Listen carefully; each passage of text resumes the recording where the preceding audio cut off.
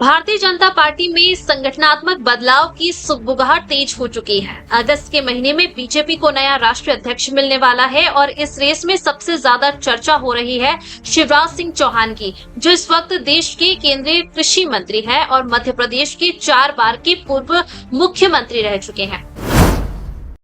शिवराज सिंह चौहान ने पहली बार खुलकर इस बात का संकेत दिया है कि वो अब मध्य प्रदेश की राजनीति से पूरी तरह विदा लेने को तैयार हैं और राष्ट्रीय राजनीति में सक्रिय भूमिका निभाने के लिए उत्सुक है।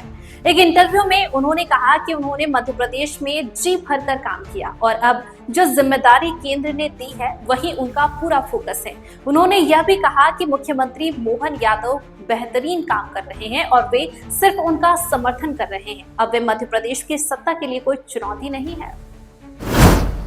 शिवराज की बातों से साफ है कि वो अब संगठन की बड़ी भूमिका निभाने की ओर बढ़ रहे हैं। खास बात यह है कि वे न सिर्फ चुनाव जिताने की क्षमता रखते हैं बल्कि चुनाव लड़ने में भी निपुण हैं।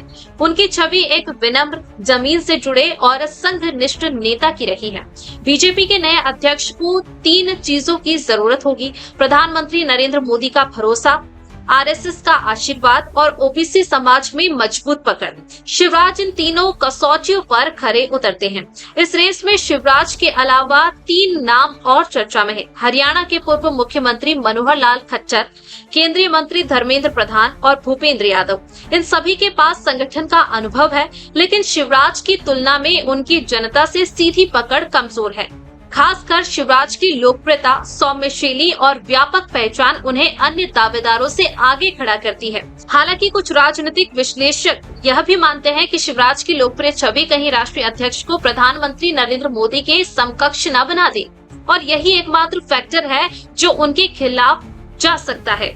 लेकिन इस चर्चा के बीच एक और नाम भी अंदर खाने सुना जा रहा है: संजय भाई जोशी। वर्षों से संगठन के मजबूत स्तंभ रहे जोशी को आज भले ही पब्लिक में कम देखा जाता हो, लेकिन संघ और पार्टी के कुछ वर्गों में उनकी छवि अब भी प्रभावशाली मानी जाती है।